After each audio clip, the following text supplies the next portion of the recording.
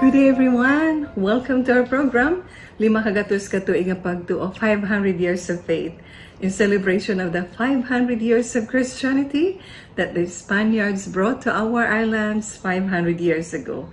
Dinit atong programa, nagpapasigi kita han aton gin irestoryahan last time hiunong han usa nga bag-o nga publication han Vatican, which is a free electronic book which you can download from the internet. You just Google it and then it will lead you to the book which is downloadable.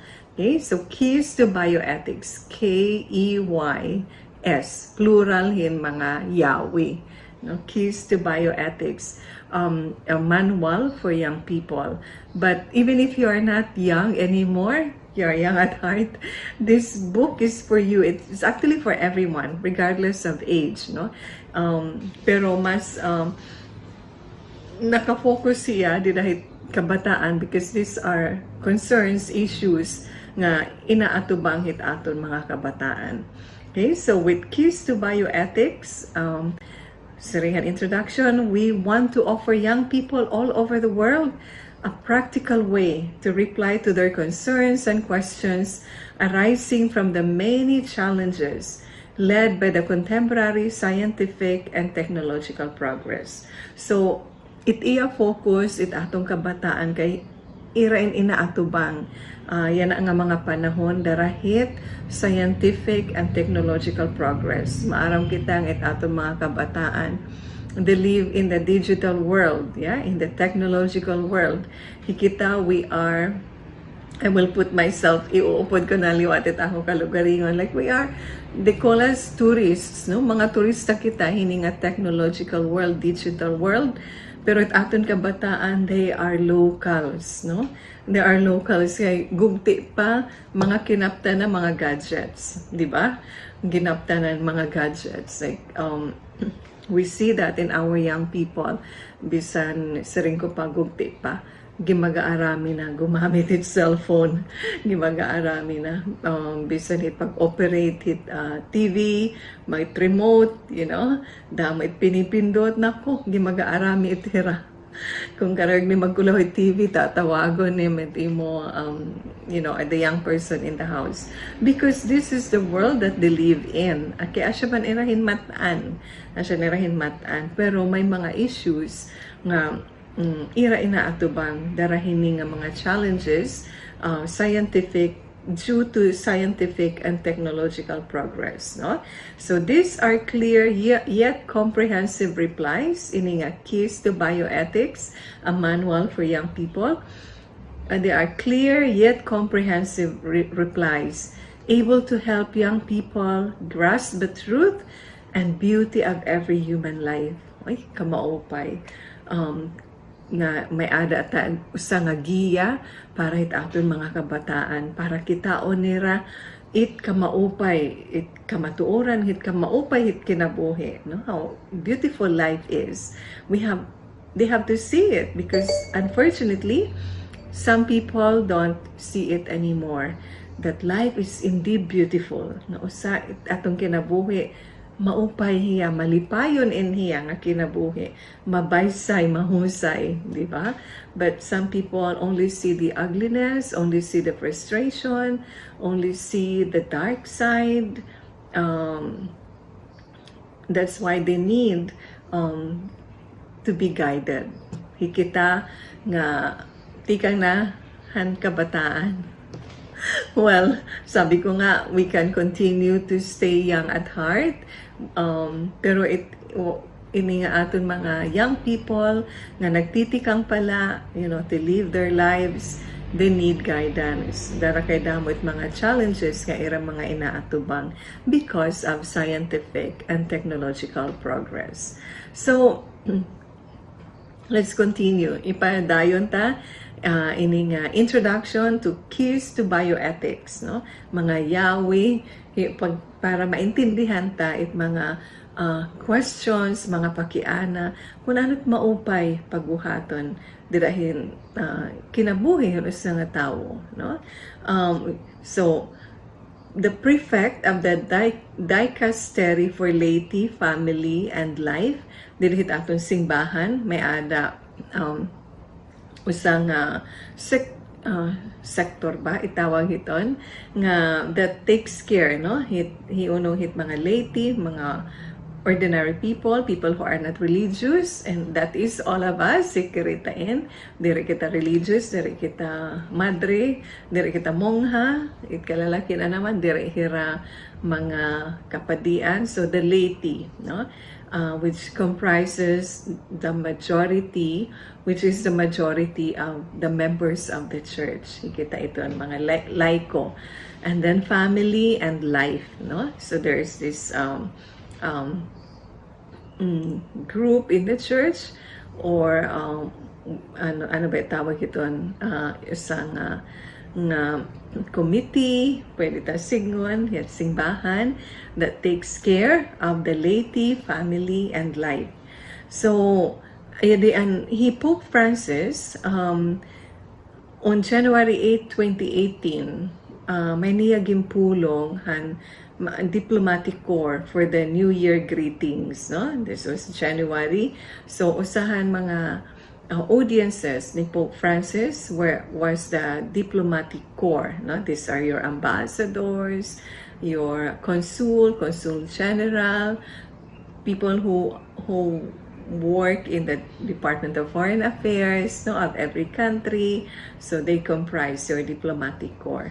Siring ni Pope Francis sa era, which was used by way of an introduction dinihini nga libro nga Keys to Bioethics, a manual for young people. Siring ni Pope Francis, it is painful to see how many fundamental rights continue to be violated today. No, damo nga mga katungod, karapatan, fundamental rights, buot signon mga basic human rights, no, fundamental. These are rights nga magbugat ngahen hirait parang building block for other rights. One of them very clearly is the right to life, no, because we cannot enjoy all the other rights. The right to privacy, the right to health, the right to clean air. We cannot enjoy these rights if we don't have the right to life. Kung di tayo respeto, katungod ito sa nga tawo o sa nga bata nga mabuhi, diri na niya ma-enjoy. Una pa niya maka-enjoy it, right to clean air. Paano pa niya maka-enjoy it, right to education. Paano pa niya makaka-enjoy it, right to health. And many other basic rights as well.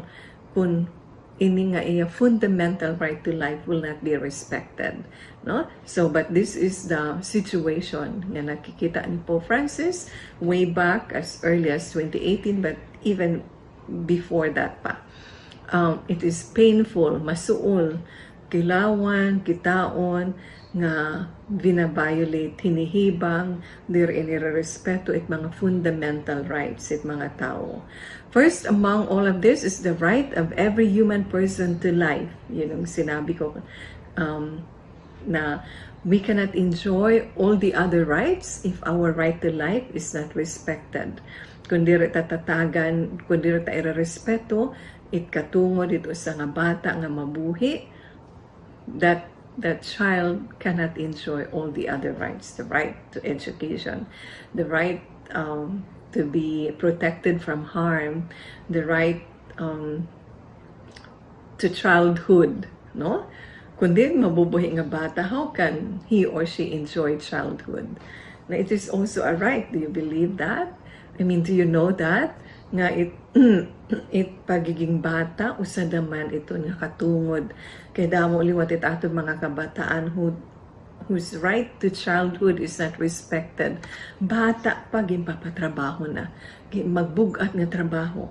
Bata pa, hira na hinihimo nga breadwinner, padre de pamilya. Okay, and what do the parents do? Unfortunately, maray trabaho, wala na nga ni trabaho, naghuhuygo pa, nagbibisyo pa, salit it bata it iragin papa ira anak it iragin papa trabaho para may pangauno nito sa nga pamilya. That is a violation of the right to childhood ito sa nga bata. Kay diri niya na-enjoy it iya kabata because ano ba yung bubuhat it kabataan ti play. It is also a right, the right to play. Kay di dahil pag-uyas upod it era pag-develop it era personality nga hit era upod it era growth it usa nga bata it pag-uyas. That's why it is a right that is guaranteed, no? Usa ito niya nga karapatan nga mag-uyas. I don't know if you know that, but yes, that's true. Kay it bata nga nag-uuyas siya, nahibabaruhiya mga social skills, nahibabaruhiya makisangkay, nahibabaruhiya mag-share kung ano't may ada niya, nahibabaruhiya makipag-uyas, nahibabaruhiya mapirdi, nahibabaruhiya pagdaog. Ang daming nai-experience ito sa nga bata nga nag-uuyas siya. But and syempre kaupo dito kalipayan asya kitan kabataan pa kita, di ba?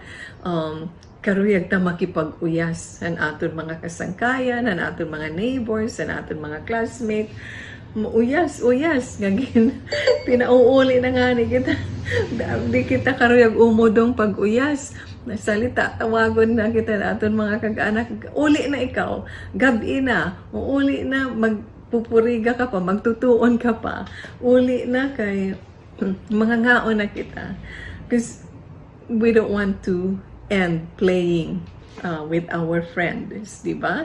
And didait naman na di-develop ito nga sinisenta social skills. Ini nga aton mga childhood friends are the friends that we have when we grow old. When we grow up and when we grow old, no? So yun, napaka-importante. Paano ito sa nga bata? Ano tinatabo ito sa nga bata nga diri na nag-uuyas o diri tunutuyangan mag-uyas o di kaya oray na panahon ng pag-uyas dara kay hiya nagtatrabaho para sa pamilya, dara kay hiya siya yung kumakayod, siya yung naghahanap buhay para sa pamilya. Diri kompleto it iya childhood, it iya development. Later on, studies have shown may ada kulang it iya development. Kay warahiya pa kapag uyasan bata pa hiya. Salit mga kag-anak, mga maestra, no? Or and the elders, ito nga pag-uyas is a fundamental human right. It is the right of every child. Ihatag ta ito na respeto ta. Although, syempre, we have to regulate, kinahanglan, ada naman yung tama nga oras, yung tama nga lugar, ipag-uyas. Nag-uuyas, ginangangaon, no? Asya tamigin tututut, mga kabataan, I have a nephew and a niece, mga pag-umangkon. Naku, mag-uyas sila nga doon, kay magkasunod sila. They're very close, they love each other so much, they are 5 and 6 years old, magkauyas, pero bisa nangangaon, nagiinuyas sa gihap. So we have to tell them, ginangangaon, diri nag-uuyas. Ibait pangaon, ibait pag-uyas. No? So, upod ito nitira training. Kay, it's in the nature of a child to play. It's in the nature of a child to play. And we should let them play. But in the at the right time and in the proper place. So first, it is not only war or violence. Okay, I'll continue with the message of Pope Francis to the members of the Diplomatic Corps for his New Year greetings on January 8, 2018. Okay, sabi ni Pope Francis, it is not only war or violence that infringes these rights, no?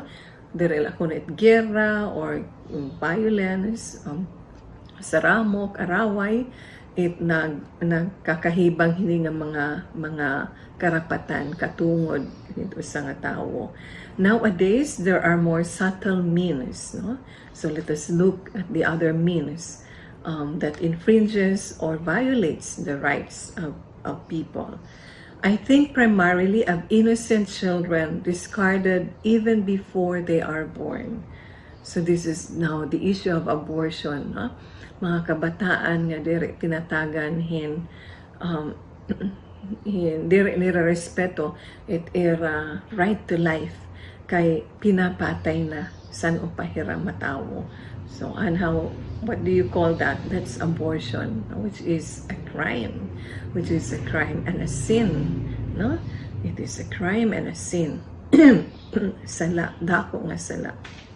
Ipagpatay labi na usa nga inosente nga bata na naadat imo tiyan. Okay? So that's abortion. So unwanted at times simply because they are ill or malformed, no? May ada tayo na tinatawag nga genetic pre-screening. Ito nga pwede nim kulawan it kabutang it condition hit imo baby san upanim ipanganak san onim ipanganak.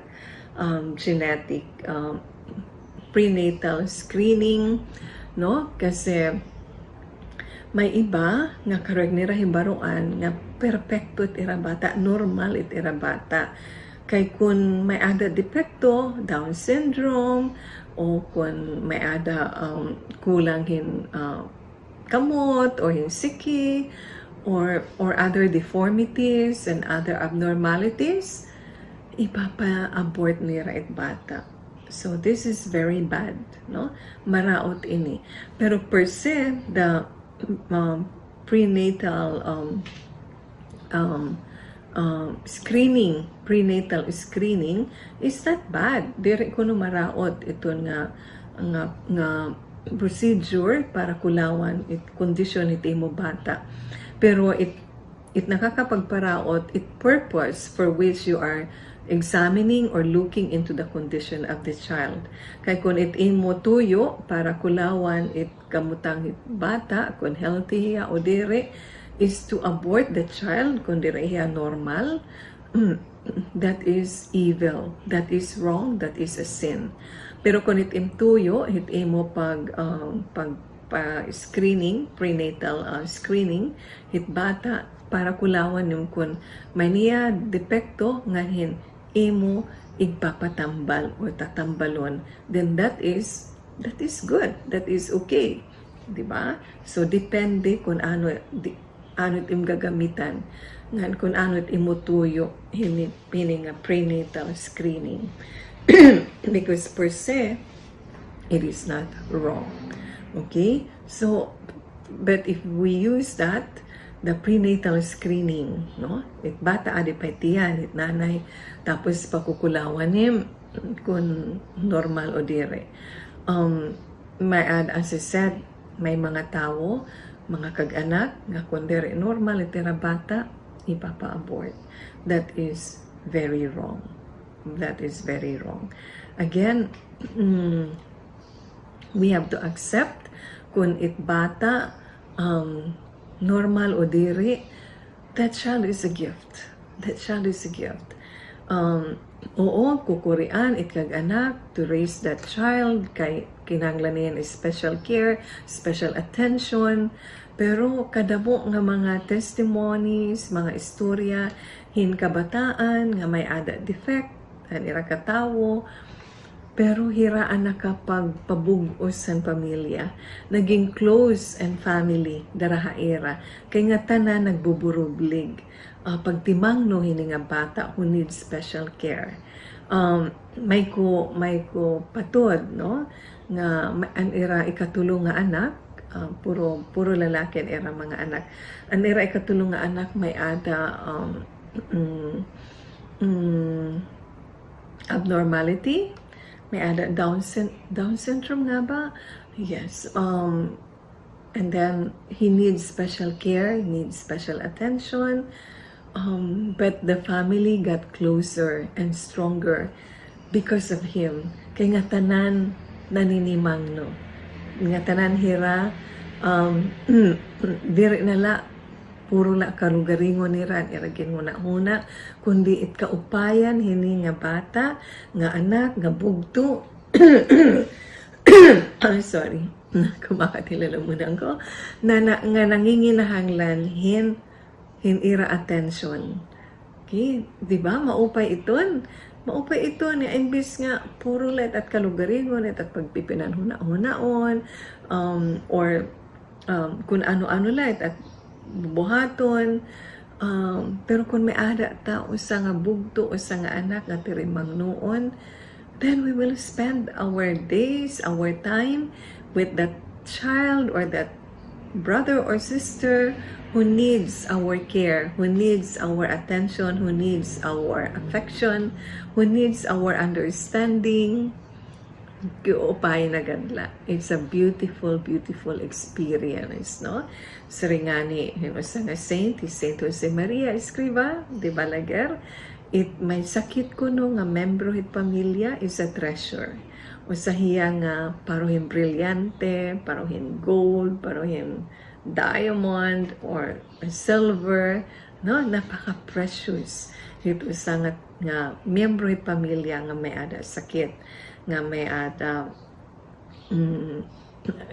abnormality, physical defects, because that member of the family actually brings happiness and joy. Kay nahibabaro kita paghiguhin ungod nga paghigugma, nahibabaro kita pag-ataman iba hit aton ikasitawo, panginano hit aton ikasitawo. Beautiful. It's really beautiful. And or also as a result of the selfishness of adults, no? Yung Pope Francis still referring and diri maupay nga gimbubuhat, mga adults and to abort a child that they consider as unwanted. Darakay makakaulang hitira mga plano, makakaulang hitira mga biyahe, hitira mga travels, makakaulang hitira mga ambisyon, no? We hear that, no? From some people, even like kasi sila mga role models dapat, di ba? Mga artista who get married, karamihan sa kanila kadamaan masaring nga diri la anahira mga anak kasi gusto nila i-enjoy yung sarili nila. So that's max, no, of selfishness. That's max of selfishness kay itira lang ginhuna-huna itira kalugaringon. Parang hindi niyo pa ba na-enjoy yung sarili niyo as a couple, no? Nung mag-boyfriend girlfriend pa kayo, di ba? Kasi when you get married, you should be open to life. You should be looking forward to making your own family, establishing your own family. So that's why you got married. Kay kung diri pa kamo andam magpamilya, diri pa kinahanglan magpakasal, di ba? Kay kon itiyo la para ma-enjoy la niyo itiyo mga kalugaringon, mabuhat niyo itiyo mga plano, itiyo mga ambisyon, then you're not ready for the married life. You're not ready for the married life. So yun, that's selfishness, no? Pag kalugaringon tala nga kalipayan, convenience, itatong paghuna-hunaon. That's why pag may baby nabuburod as an accident, quote unquote, because nothing happens by accident. So nag-iisip nang ipalaglag yung bata. I've actually read a lot of testimonials nga recently lang, I think usang mga artista hira nga couple, they were not ready kasi they were still young, mga kabataan pa hira. And then kasikatan nila, they were at the height of their popularity, at the peak of their career, and then naburod ang inggis nga babae, ang ko syempre babae, And they actually thought of having the baby aborted, siring han lalaki, no? But they decided to keep the baby. They decided to keep the baby. And bisan ko na ibana na niya mga projects, na ibana na niya kita, na itaguyod nila, no? And then now the child is like, I don't know, 2 years old, 3 years old, and she's, I think it's a she, it's a baby girl. She's the source of happiness hining nga mag-asawa who thought initially of having the baby aborted because they thought na makakaulang het era kasikatan, makakaulang het era pag-artista. But thanks be to God, no? Pinalamragan hirahan Holy Spirit, kinada ang kaluoy, hini nga inosente nga bata, nga waray sala, except to be born, no? Except, you know, nga maporma hiya, mahimo hiya by her own parents, no? Di matiya naghimuan iya kalugaringon, kundi iya mga kag-anak, no? So I don't know why they blame the child. Yun may nahihimo nga bata, like ayaw galit batet pag sila kay di matiya naghimo iya, hika mo man hiton. You have to be responsible for your own actions. So now they're so happy that they kept the child, and I think it's a lesson, no? Para hiton nga mga naghuna-huna pag-abort, hit era baby, dara kay makakaulang, hit era mga plano o di pa hira ready. Well, this is an example, usa nga couple, nga young married couple, they thought they were not ready, but with the grace of God, darahan grasya hang Ginoo, naada dako net era baby, kaya kay nasaringan hira, yun may usa nga bata nga natatawo, daradarait niya in sa kasako nga bugas. No, it's in Europe or in the Western world, they say a loaf of bread, no? May niya daradara nga pagkaon. Kaya dire pagpapabayan hit Ginoo, it mga bata nga tikang haiya. Kaya nga tanan man kita tikang haiya. So let's have that confidence nga dire pagpapabayan hit Ginoo in usa nga bata nga natawo din niya kalibutan. Alright. And then, I think of the elderly, sa ring ni Pope Francis, ang mga kalagsan who are often cast aside, especially when infirm and viewed as a burden. Amo daman, no? Mga kalagsan, itiba, itira paggulaw, kalagsan, makaurulang daman, no? Kay tirimang noon, kay nagkakasakit na, lagas na, dire na nira kaya, timang noon itira kalugaringon. So, yan, dinidiscard na. Dinihit Western world, no? May ada nira mga home for the, hindi lang home for the aged Kasi usually yung home for the aged, para inhit mga tigurang na waray na mga anak, o waray na pamilya, waray na mga kaorupdan. So, may ada NGO organization nga nagtitimang no haira.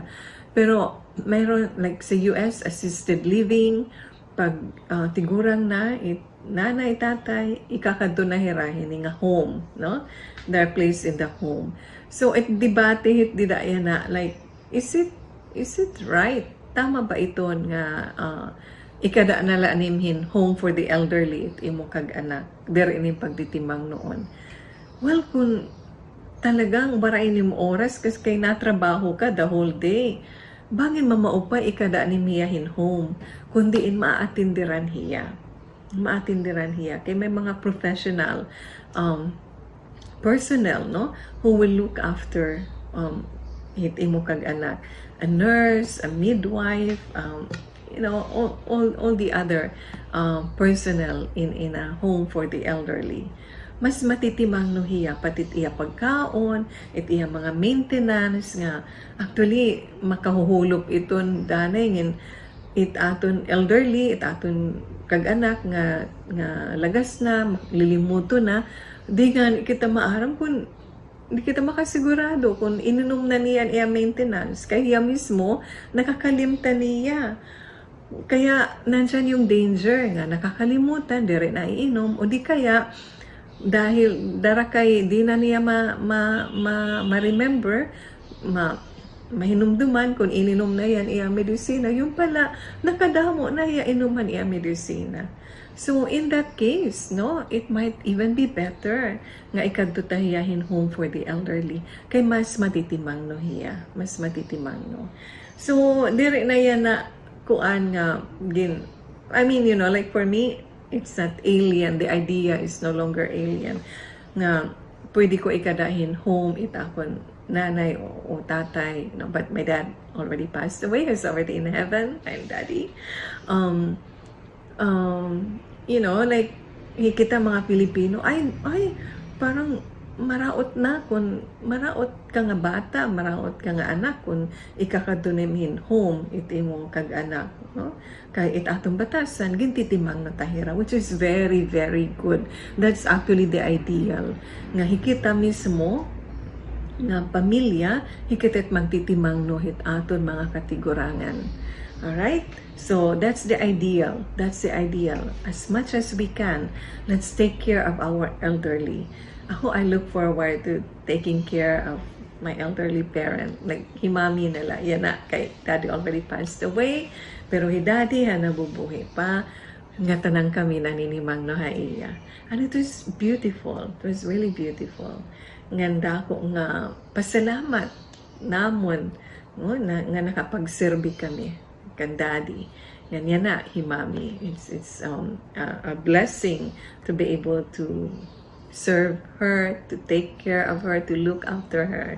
And it's the same for all of us, no? Higit nga mga anak, we all want to take care of our elderly parents. So, ipadayo naton ito na pinakamaupay ito, napakamaupay nga buruhaton, labi na't mga Filipino. So, wow, ang dami pa. So, dida pala ito, no? Mga young and elderly, no?